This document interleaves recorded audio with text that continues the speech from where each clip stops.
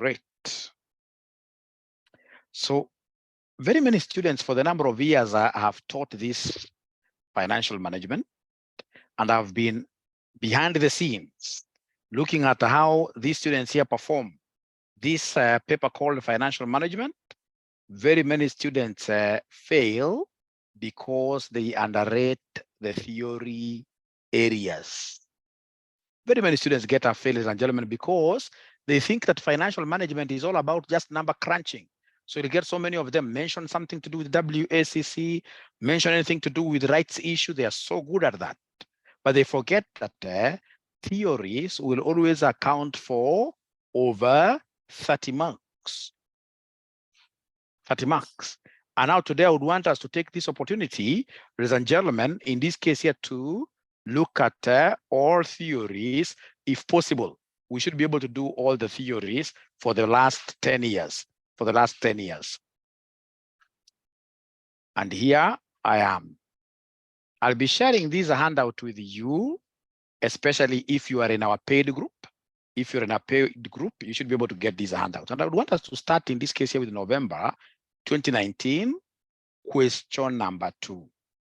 November 2019, question number 2. Please try to open your past papers. Try to open your past papers.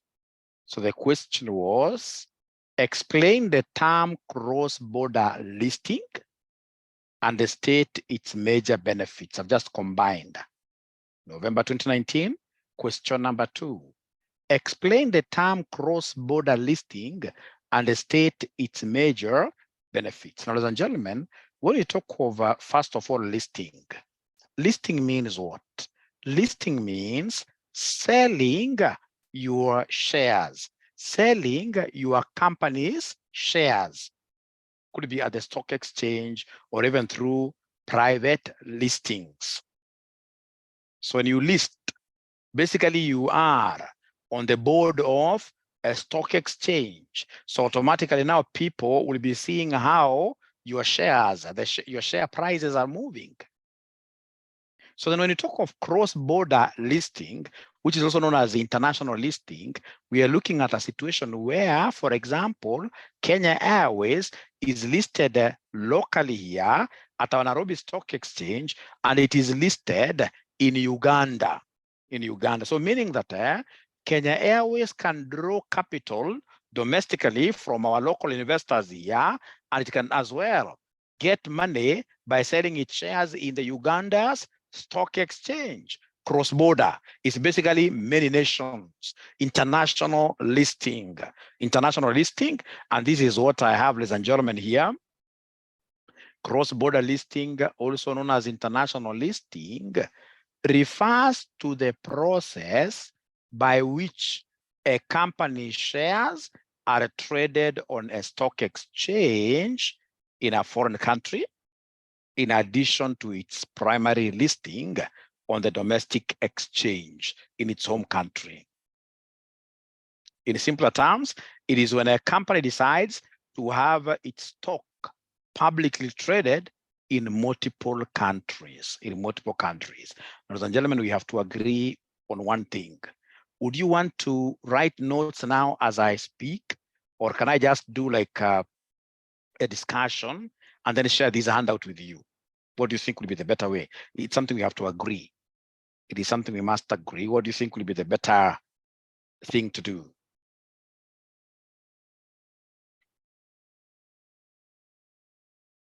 Do you think in this case it's good?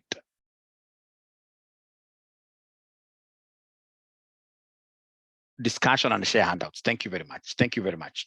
I thought the same. So they have not asked us about dual listing, but I'm thinking as an examiner, I may want in this case here to at least knock you off your feet. So if I was to ask you about dual listing, dual means what? Yeah, two. Dual list of two countries. This is when a company lists its shares on two different stock exchanges, one in its home country and another one in a foreign country. What are the major advantages of this cross-border? Why should you cross the border and have your shares listed in a different country. Ladies and gentlemen, please listen. If you want to get free of charge publicity, ensure that you are listed in most of these stock exchanges.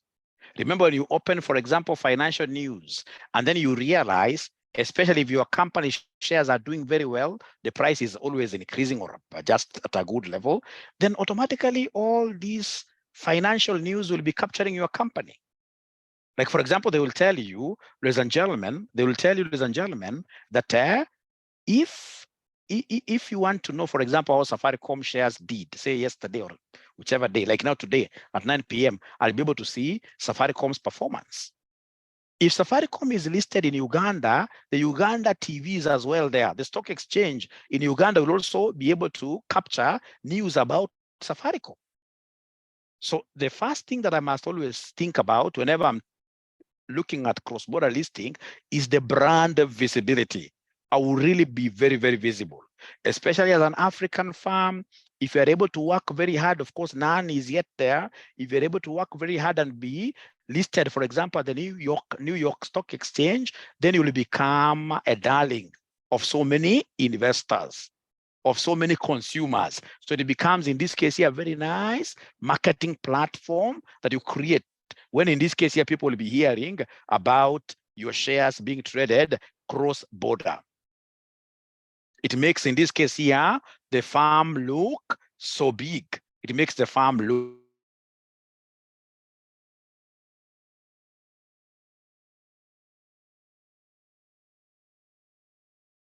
Number two, there is also the issue, if we had a company that was wholly listed in Sudan, what do you know of Sudan at the moment?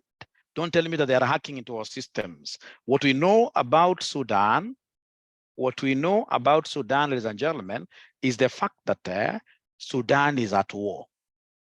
Sudan is at war. Serious war is happening in Sudan. And assuming that you as a company are just listed in Sudan alone, then automatically you put the entire company into risk of financing. But if you are done cross-border listing, of course, most people, like if it was Sudan or Kenya, most people in this case would be knowing that we have a company, for example, called like this. It could be coming from Sudan, but at least it's not in Kenya. You can even shift offices. So we have this concept of what here? Risk management. Risk management, very, very important. Ladies and gentlemen, when you do cross-border listing, you are also exposing yourself to many different types of shareholders. It's also very important for you to diversify your shareholders. This thing of relying on only one or a few shareholders in just one country, things could go wrong. And in this case, ladies and gentlemen, things happen in life. Just like now, remember Hilton. Hilton used to be a big brand in Nairobi town center. Hilton was basically owned by two investors, somebody in this case here from UK and the Kenya government. The Kenya government refused to play ball. When they were being called upon, they were being told during COVID times, this hotel cannot do this and this and this and this. Kenya government said, also COVID has affected us so negatively. We can't make any contribution until those guys had to close down. So it's always important for you to diversify in various markets to ensure that you also get access to funds from many. When you diversify your shareholders, institutional shareholders coming in this case, or other individual shareholders. You're also diversifying in terms of Kenya shareholders in this case are coming from London. That will really put you at a higher pedestal. Now come here. So I'm reading this pretty fast. So cross-border listing can bring several advantages to companies, including increased visibility and credibility. Listing on well-established foreign exchanges can enhance a company's reputation and signal transparency and compliance with international standards. So, ladies and gentlemen, what you're saying in this case is that should you do cross-border listing just to have your shares selling, for example, in Uganda, like Kenya Airways. You know, Kenya Airways is just a big, big thing. Only that we as Africans, of course, I always keep on telling you that we are Africans are thieves. That's why the other day I was reading something that about 80% of Kenyans go to their workplaces every morning with an intention of stealing. That is exactly what is happening at Kenya Airways. If you look at the wings of Kenya Airways, underneath the wings of the aeroplanes of Kenya Airways, what do we have there? Of course, in this case, it is written there, the pride of Africa. So like when this company had started doing cross listings, remember they went to Uganda and they cross listed there. I mean, the company was doing very well until in this case here, we got some few thieves who want everything of the belonging to this country. In this case here, bringing it down on its knees. Otherwise, when you cross a list, you become, of course, more visible and even more credible. Your credibility goes up. All right, that is the first point, which I'll always keep on reminding myself and yourselves here. Number two, then you are getting also access to global capital. Global capital which will be coming to you in form of different currencies. All right. Attracting foreign investors can provide additional source of funding, potentially at even more favorable terms, which can support growth and expansion. We have diversification of shareholders base. Having shareholders from different countries can reduce dependence on a single market and spread risk. If you want risky issues, risky affairs, be like Hilton, which relied heavily on one shareholder, that is the government of what year? Kenya. It lost ground. Now we no longer have Hilton in Kenya. Ladies and gentlemen, this is so interesting. The concept of when you do cross-border listing, then there is a potential for higher liquidity. There are companies that their shares do not do very well. Their share price is ever down here. Like, for example, we have companies which are offering what we call REITs. REITs are real estate investment trusts, the ones that sell shares which are pegged on properties like Kwetu hostels. If you look at their shares, I mean, they are illiquid. People don't like buying them.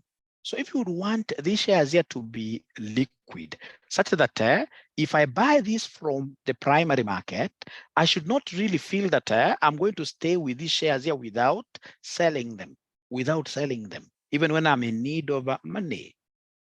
I would want always to buy shares, ladies and gentlemen, that I can run and sell very fast. Shares that are what here liquid.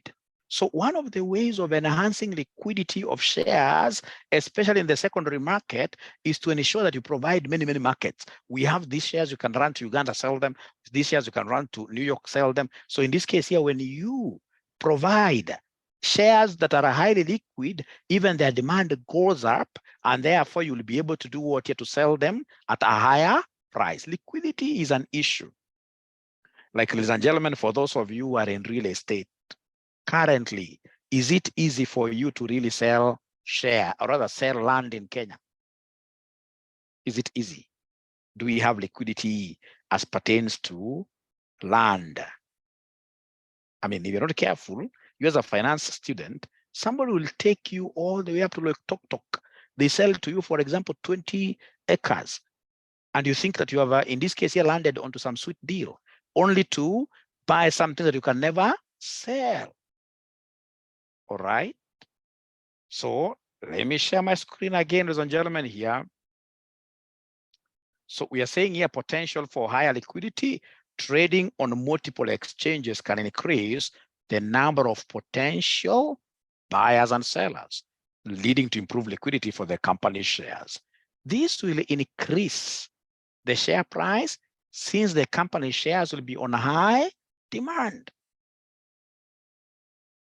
However, we are saying something very important, that cross-border listing also comes with challenges, such as complying with varying regulatory frameworks.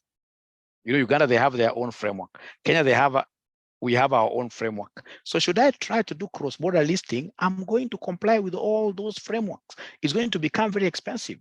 Reporting requirements are different, and we have here potential currency risks. Additionally, cultural and language differences may require additional efforts in communication and engagement with international stakeholders, because once in this case here you are listed at some stock exchange, there is a lot of communications that you have to do to your stakeholders. So if you list, for example, in Rwanda, those guys may need you to do communications in French. That means what you're employing people who are good in French, people who are able to speak French and write in French very nicely. That means more cost to the company. Note, cross-border listings are a strategic decision made by companies looking to strengthen their position in the global market and attract a wider range of investors, range of what here? Investors, range of investors. Ladies and gentlemen, for that question, can we say that now if they give you a question on cross-border listing, you guys will be able to get 8 out of 6, or rather 6 out of 6? Can we make such kind of a conclusion that at least now you are a little bit, you don't have to be like 100%, but at least you'll be able to answer a few things here and there. Please give me your honest feedback. Please give me your honest feedback so that I can know whether I need to go back and teach it even more, or do I move on to the next question? I'm waiting for you guys to tell me whether at least we are okay a little bit.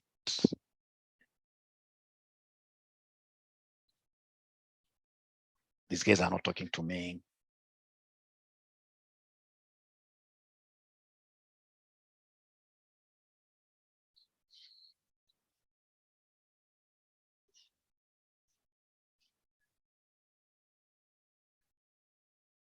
Great. Okay, so remember, I'm going to upload these particular videos on YouTube. And if you get them on YouTube, please ensure that you are able to take Mwalimu to global markets. How do you do that as well? To help me enter global markets, it's important that you subscribe and share those video links with your friends. Great.